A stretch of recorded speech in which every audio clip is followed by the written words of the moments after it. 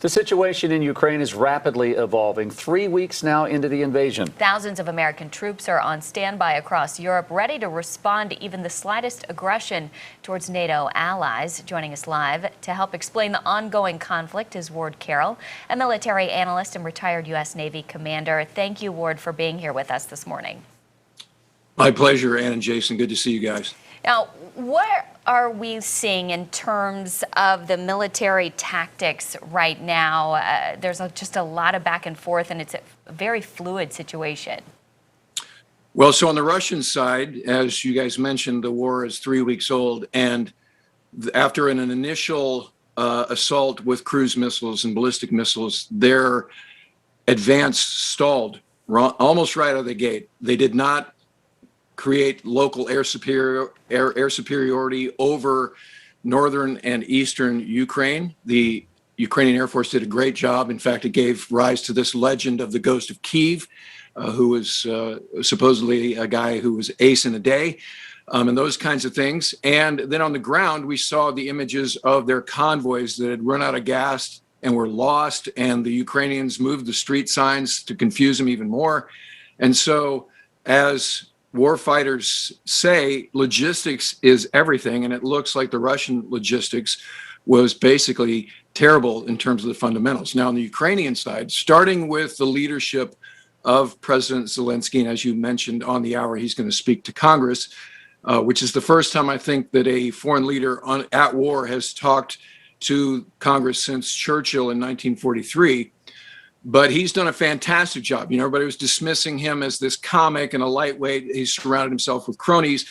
But you got to say he's really stepped up and become an iconic leader for the world and those who seek freedom. And so it looks like his forces have marshaled around that call to action, and they've done a fantastic job. In fact, they're mounting today a counteroffensive to push the Russians back north out of the outskirts of Kyiv, which they have not been able to encircle or take yet, and also in the east, the separatist regions. The other thing to note here, there's one of the Russia's strategic goals was to take the port of Odessa and create a land bridge on the south. They have been unable to do that. So the bottom line is Putin's war goals have not been met, and it doesn't look like there's any easy path to make them met.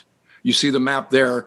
They are basically stalled. They've been where that red line is now for about 2 weeks. And so this plan was to take the Dnieper River and divide the country in two. At that point, they thought that Zelensky would go into exile with his ministers. Obviously, that hasn't happened. They thought that NATO would be divided over this.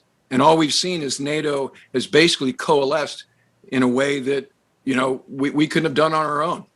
So we've seen the League of Nations rise up, with the exception of maybe China, against Putin's aggression here. And so I think it really has to be said that it's advantaged Ukraine at this point. I know we want to talk about a no-fly zone, but right now it's you know, again, we're not out of the woods. There's a lot of suffering and carnage to go, but the Ukrainians have done a fantastic job to this point. Yeah, and we'll talk about the no-fly zone here in just a second. Talking about Ukraine and what you're saying, their possible future advancement to try to push Russia out. Are you surprised on both sides? Are you surprised that Russia hasn't advanced and taken over more? And are you also surprised that Ukraine has lasted this long? So as a guy who fought Cold War I, and remember, we won that one, Jason, right?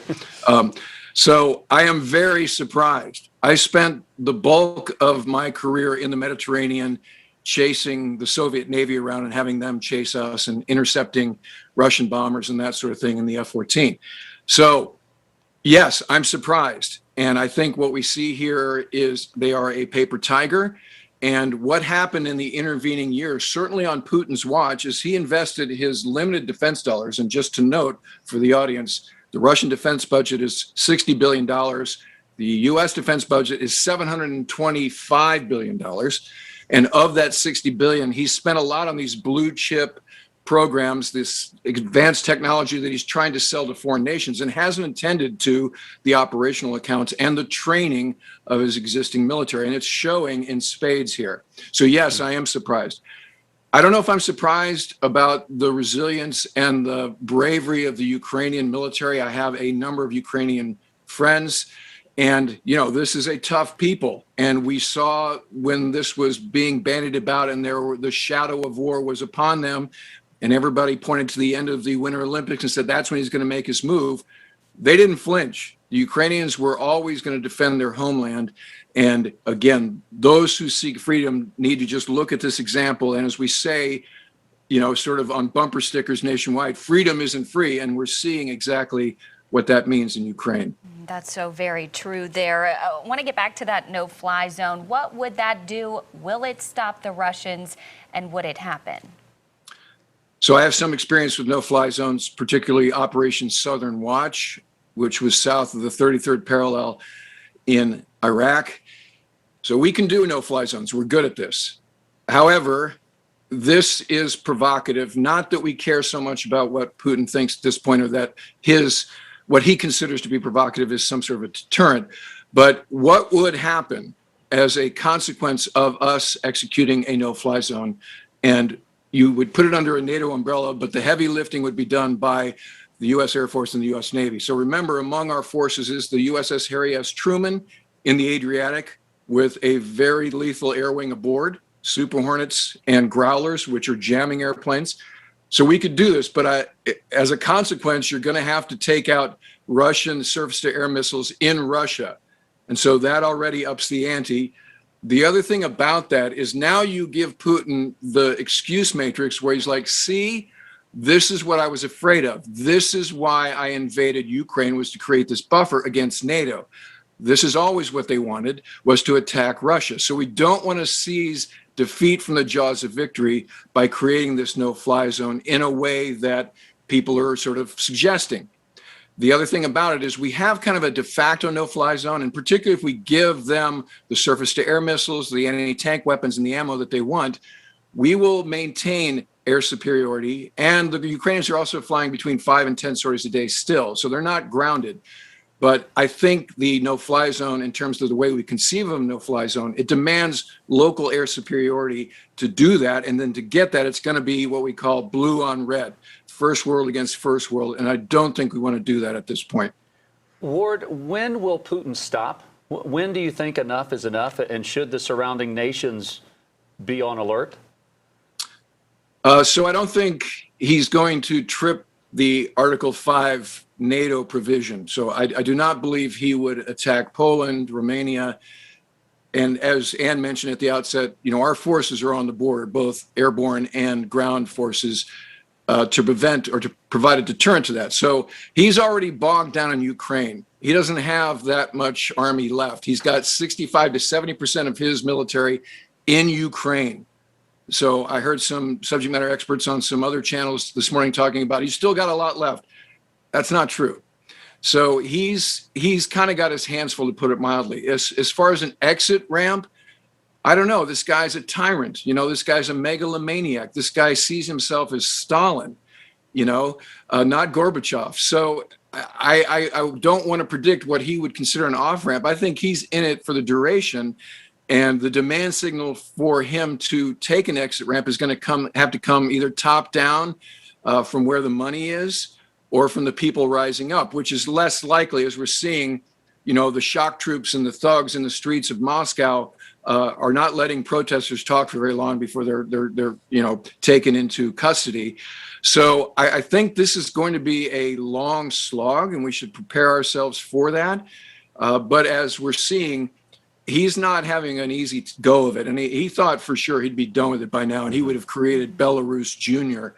In the form of a puppet government in Kyiv, and that's not happening. So I think it's going to be a long campaign, and eventually he'll be given no other choice if he's still in power at that point.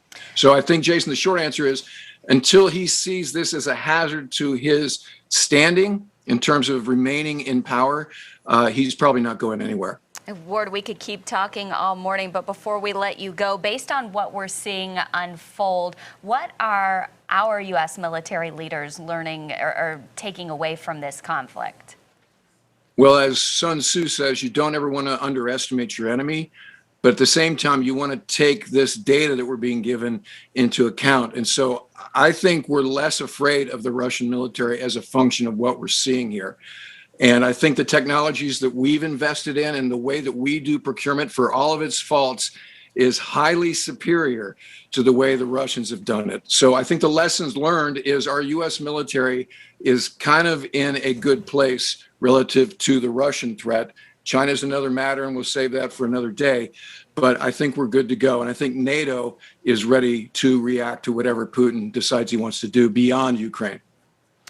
Ward Carroll, retired U.S. Navy commander. I wish you had some thoughts on the war that you could tell us. We could go on, which is why you have a growing YouTube channel. And if you want to check out more of what Ward has to say, really extensive with a lot of guests, you can check out his YouTube channel. In the meantime, this will be on our website. Thanks for your time today, Ward. Thank you. Okay, thanks. Good to see you, Charlotte.